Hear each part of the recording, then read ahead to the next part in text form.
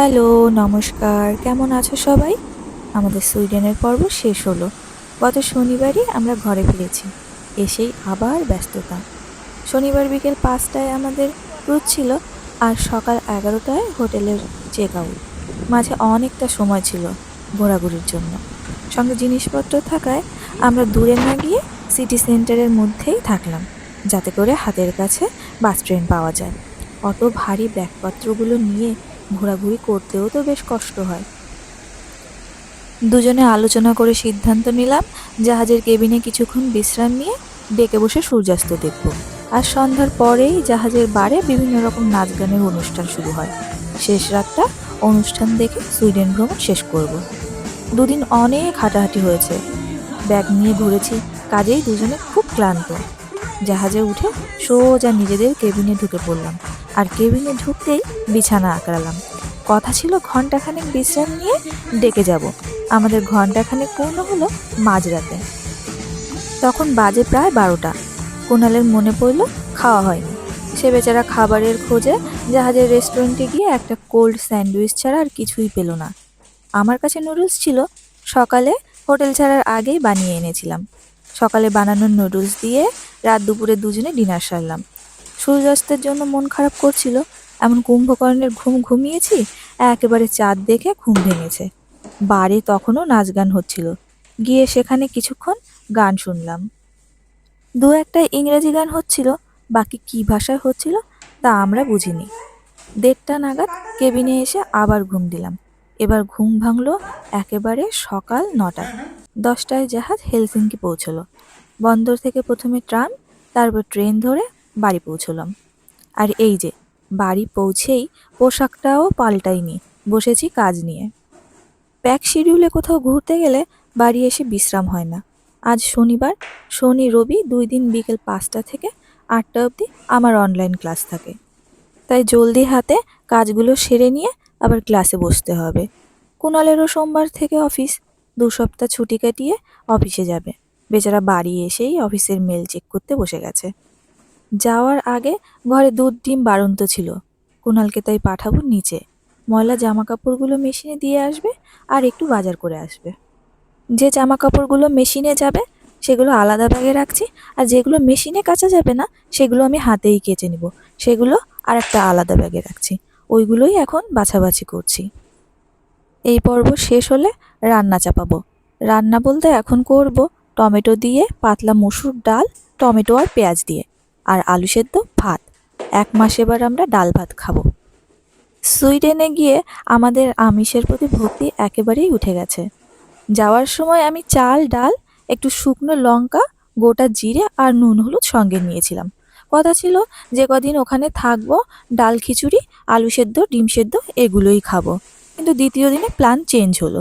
Kunal chicken নিয়ে হাজির। রান্নার তেল, পেঁয়াজ, আলু এগুলো আমরা হোটেলে যেদিন ঢুকি তখনই পাশের একটা মার্কেট থেকে নিয়ে গেছিলাম। প্রথম দিনেই রান্না করেছিলাম ডাল ভাত, কিন্তু দ্বিতীয় দিনে এবার সে মাংস খাবে। মাংস তো খাবে, কিন্তু সঙ্গে তো আমাদের মশলা নেই। তা উনি আমাকে বোঝালেন মাংস পেঁয়াজ দিয়ে আর তেল দিয়েই রান্না হয়ে যাবে। বেশ, তাই হলো। শুধু জিরে আর পেঁয়াজ কুচি ফোড়ন দিয়ে মাছের ঝোলের মতো পাতলা চিকেন রান্না হলো। তাতে যা আষ্টে গন্ধ, তা খেয়েই আমাদের মাংসের প্রতি ভক্তি একেবারে উঠে গেল। এবার শুধু মাংসই নয়, মাছ, ডিম সব কিছুর প্রতি ঘেন্না এসে গেছে। মানে আমিষই আর খাবো না। যাক, ১ মাস এবার আমায় আমিষ রান্না করতে হবে না। সঙ্গে যে কসমেটিক্সগুলো নিয়েছিলাম সেগুলোও সাজিয়ে রাখলাম। আর এই যে ফ্রিজের গায়ে ম্যাগনেট দিয়ে এবার আমি রবি ঠাকুরের ছবিটা আটকাবো। এই ছবিটা আমরা সুইডেনের নোবেল প্রাইজ মিউজিয়াম থেকেই এনেছি। এই ফ্রিজটার গায়ে যত ছবি দেখছো এগুলো সবই কুণাল কোথাও না কোথাও ঘুরতে গিয়ে স্মৃতি সমেত নিয়ে এসছে। এবার আমরা শুধু এই রবি ঠাকুরের ছবিটাই এনেছি, ওটাকেই আমি এখানে লাগানোর চেষ্টা করছি। বাকি সব ছবিগুলোর মধ্যে রবি ঠাকুরের ছবিটা একটু বেমানান লাগছে, তা যাক, সুইডেনের স্মৃতি হিসাবে আমাদের কাছে এবার রবি ঠাকুরই থাকুক। এটা সাজিয়ে নিয়ে এখন আমি যাব রান্নার দিকে। ডালটা ফুটতে দিয়ে এসছিলাম, ডালটা ফোটা হয়ে গেলে ওটাকে আবার ফোড়ন দিতে হবে। এই যে টেবিল ক্লথটা দেখছো, এটাও আমি আজকেই পেতেছি। কিছুক্ষণ আগেই এটা টেমুর থেকে দিয়ে গেছে। যাওয়ার আগেই আমরা অর্ডার করেছিলাম, আর আজই এটা পেলাম। বাসনগুলোও ধুয়ে নিচ্ছি। সুইডেনে যাওয়ার সময় এই বাসনগুলো আমরা সঙ্গে নিয়েছিলাম। আসার সময় কিছু কিছু খাবার বানিয়ে নিয়ে এসেছিলাম, তো এঁটো বাসনগুলো এখন পরিষ্কার করে নিচ্ছি। এক হাতে কত কাজ করতে হচ্ছে, ঘুরতে গিয়ে কি না বিপদে পড়েছি। বাসন ধোয়া হলো, এবার পেঁয়াজগুলোকে কেটে নিচ্ছি। পেঁয়াজ, টমেটো, কাঁচা লঙ্কা আর রাঁধুনি ফোড়ন দিয়ে মুসুর ডালটা রান্না করব। একটু বেশি করেই রান্না করে নেব, যাতে রাতের বেলাটাও হয়ে যায়। রাত 8টায় ক্লাস করে উঠে তখন কি আর ইচ্ছা করে আবার রান্না করতে, তাই একটু বেশি করেই রান্না করে নিচ্ছি। দুপুরে আর রাতে খাওয়া হয়ে যাবে। রান্না করে রেখে এরপর আমাকে আবার ঘরটাও পরিষ্কার করতে হবে।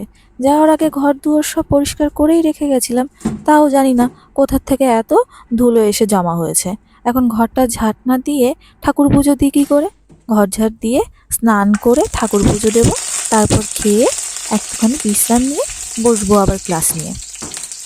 রাঁধুনি ফোড়ন দিয়ে এই পাতলা মুসুর ডালটা আমার ভীষণ পছন্দের, কুণালেরও বেশ পছন্দের, কিন্তু সম্বরা দিতে গিয়ে এখানেই যত বিপত্তি ঘটে।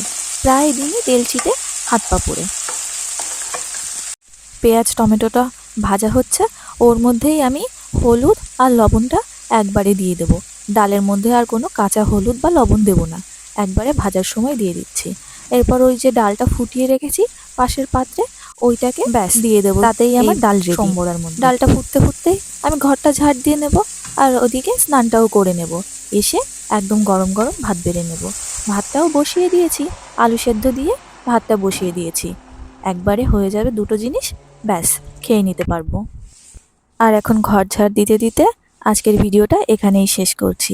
আবার একদিন হাজির হব নতুন একটা ভিডিও নিয়ে। ততদিন সবাই ভালো থাকবেন, সুস্থ থাকবেন, যত্নে থাকবেন।